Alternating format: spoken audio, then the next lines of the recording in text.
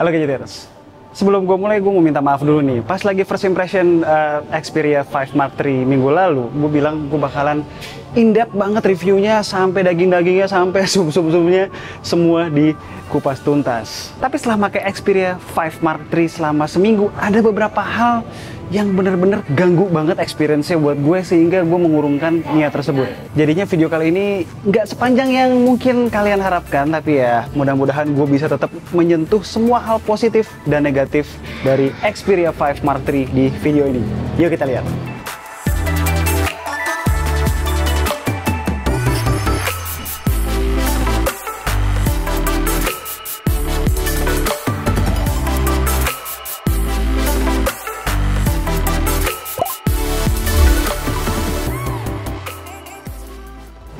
Biar singkat nggak bertele-tele, buat kalian yang kesini cuma nyari list spek, bisa lihat di deskripsi maupun nonton video first impression kami kemarin ya. Linknya ada di atas tuh. Sekarang sih gas experience langsung. Soal desain no problem at all ya, nggak cuma sekedar kecil tapi juga langsing. Seminggu lebih ini gue jadiin daily driver tuh enak banget dipegang ya, sambil ngapain aja nggak ganggu. Bahkan lebih enak daripada gue megang iPhone 13 Pro yang gendut ngotak begini. Desainnya juga buat gue nggak bosenin. Premium di tangan, eksklusif di pandang orang. Walaupun mengkilap banget, warna hijaunya tuh bener-bener ganteng looknya secara keseluruhan. Soal desain, love.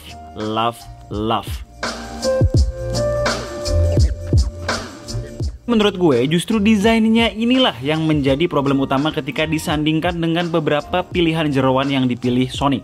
Gue jelasin nih. Gini, handphone sekecil dan setipis ini nggak seharusnya dikasih Snapdragon AAA. Titik. Kenapa? Seperti udah kita bilang dari awal tahun 2021 ini, dikala banyak orang terus-terusan denial, bilang ini normal, oke, dan sebagainya. Snapdragon 888 itu kenceng, tapi juga lebih panas dari generasi-generasi sebelumnya. Ditaruh di dalam bodi sekecil ini, semakin kecil ruang di dalam untuk cooling system yang proper, dan juga distribusi panas semakin jelek. Dan kalau udah soal panas ini, ngerembet ke mana-mana.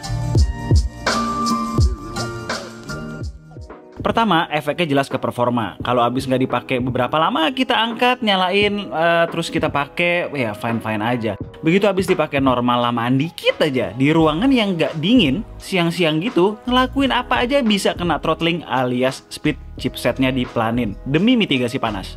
Yes, ngelakuin apa aja. Even sekedar buka app yang rada berat sekalipun terkadang berasa.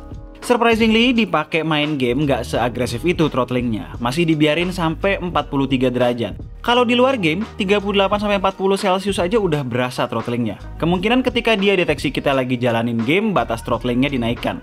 Ya tergantung gamenya sih, dibuat main Genshin ya kelar juga. Anyway, Xperia 1 Mark III menurut gue throttlingnya nggak seagresif ini. Kok bisa beda? Ya karena size bodinya. Analisa gue, Sony harus lebih agresif di sini karena jarak antar komponen yang lebih minim, sehingga panas dengan mudah punya pengaruh buruk pada keberlangsungan komponen lain. Sekelas Sony mana mau, handphonenya banyak yang kena masalah hardware. Yang dilakukan Xperia 5 Mark III untuk mitigasi panas nggak cuma pelanin speed by the way. Begitu suhu internal di sekitar 38 derajat, refresh rate layar terkadang langsung otomatis berubah dan terkunci di 60 Hz. Parahnya lagi, seperti yang tadi gue bilang, setidaknya buat gue yang tinggal di Indonesia dengan iklim tropis begini, itu gampang banget suhu di dalam nyentuh 38 derajat. Jadi selama pemakaian, gue sering banget experience 60 Hz refresh rate. Efek lain dari panas ini selain throttling ya jelas soal kenyamanan di tangan ya, tapi ya sebenarnya soal yang satu ini gue udah cukup terbiasa dengan hampir semua flagship 2021. Cuma yang memang di sini panasnya susah ademnya, beneran. Konsekuensi chipset panas dan bodi kecil, jadinya terperangkap di dalam panasnya. Lanjut ke layar, selain problem tadi soal refresh rate yang dipaksa turun 60 Hz, ada satu lagi yang cukup ganggu. Kalau kebetulan alhamdulillah dapat 120 Hz refresh rate-nya, gue bisa melihat greenish tint di background abu-abu ketika screen brightness rendah dan ruangan yang gelap. Khas layar OLED high refresh rate tahun-tahun lalu. Lagi-lagi gue nggak mengalami hal ini di Xperia 1 Mark III. Di luar kedua problem itu, gue cukup puas dengan layar OLED Full HD Plus-nya.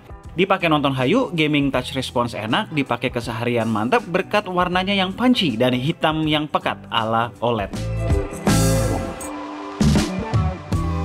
Soal baterai juga gue kira bakalan jauh lebih irit dari Xperia One Mark III. Secara baterainya sama-sama 4500 mAh dengan layar yang lebih kecil dan resolusi yang lebih kecil pula.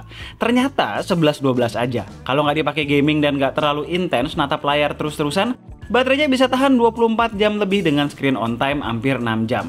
Kalau dipakai cukup intens dan including gaming cuma bisa 5 jaman. Chargingnya pun sama speednya, dengan charger 30 wattnya 30 menit bisa mendekati 50%, kalau sampai full butuh 1 jam 50 menit totalnya. Lama banget untuk ukuran charger 30 watt. Oke, sekarang kita masuk ke kamera. Lagi-lagi kalau nyarinya spek doang bisa lihat deskripsi aja ya. Gue jujur merasa repetitif banget kalau harus bahas kameranya in-depth. Karena setelah nyobain selama seminggu, kesimpulannya satu. Kameranya mirip banget sama Xperia One Mark III yang udah pernah kita bikin video lengkapnya sampai 2 kali. Intinya karakternya natural tanpa processing berlebihan. What you see is what you get. Asli deh, mendingan nonton 2 video Xperia One Mark III K2G untuk tahu detail soal kameranya. Di first impression kemarin ada beberapa request dari kalian. Pertama soal portrait mode di beberapa lensa, kecuali ultrawide-nya ya.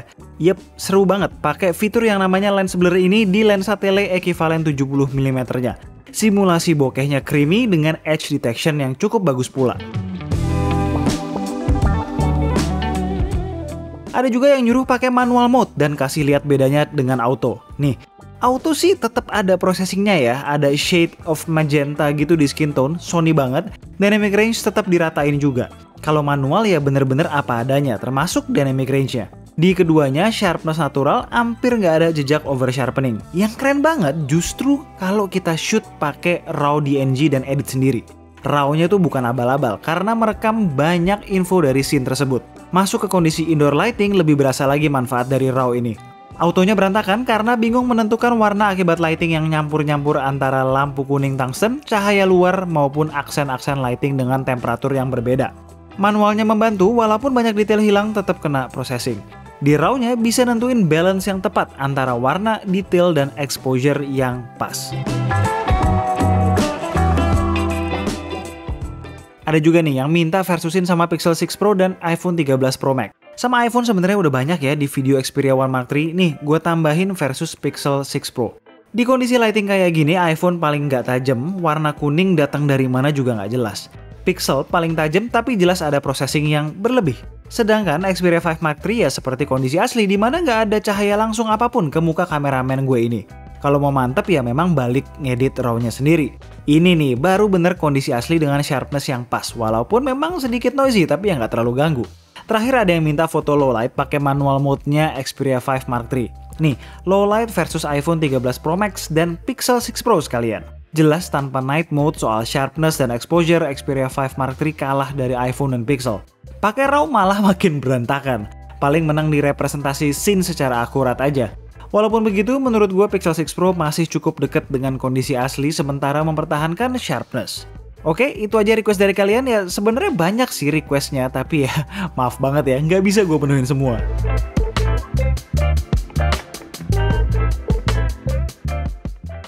Lagi ngetes video dari kamera belakang 4K 30 fps. Ini nggak bisa 60 fps kalau pakai basic mode ya.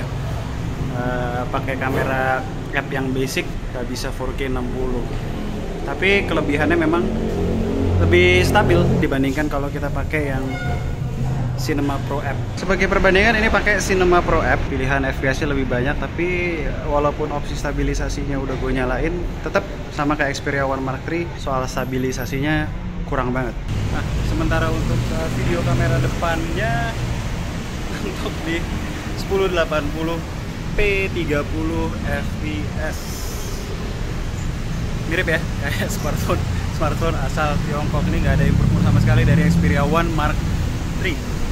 Juga gue perhatiin ini framingnya ngeprop banget sih, tapi emang stabil.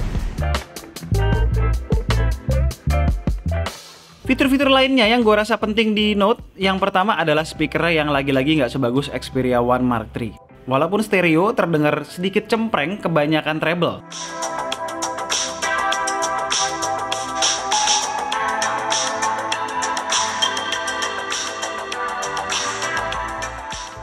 Gue sih ujung-ujungnya memanfaatkan headphone jack aja lah kalau mau menikmati konten. Kedua adalah vibration motornya yang lagi-lagi nggak se-smooth Xperia One Mark III. lumayan kasar di sini. Ujung-ujungnya gue matiin. Ketiga, seperti biasa sebagai salah satu yang pertama pakai fingerprint sensor nyatu sama power button, akurasi dan kecepatannya bagus. Tapi ya lagi-lagi bakal pelan kalau handphonenya lagi demam. Oke, jadi itu adalah Sony Xperia 5 Mark III. Buat kalian yang tanya, bang, kok nggak ada ini bang, kok nggak ada itu bang? Spek lengkapnya seperti yang gue bilang udah gue taruh di deskripsi. Terus juga kalau nggak masuk ke video ini artinya either udah pernah kita bahas di first impression kemarin atau sama plek ketiplek kayak di Xperia 1 Mark III. 2 video tuh panjang-panjang udah kita bikin, harus kalian tonton makanya. Atau ya terakhir ya kurang signifikan aja buat dibahas. Pada intinya sih ini bener-bener kebalikannya daripada kondisi tahun lalu di mana Xperia 5 Mark II lebih baik daripada Xperia 1 Mark II. Ini clearly lebih bagus Xperia 1 Mark III kemana-mana. Gini, sebagai fans Sony yang nggak bocah, gue harus berkata jujur di sini. Kalau kalian benar-benar nyari handphone compact dari Sony, mendingan lirik Sony Xperia 5 Mark II. Yang gue suka di sini ya tetap ada, ya apalagi kalau bukan kameranya. Tapi di luar itu sulit banget buat gue membohongi diri. Tapi kalau tetap penasaran beli Sony Xperia 5 Mark III ya gak apa-apa juga. Kunjungi lapaknya Om Haryoko. Link udah gue taruh di deskripsi. Dan gue yakin dia juga kalau nggak salah jual tuh Xperia 5 Mark II. Oke, sekian aja video dari gue kali ini. Gue Alessa, and this is K2G. Tunggu racun-racun kami berikutnya. Ciao.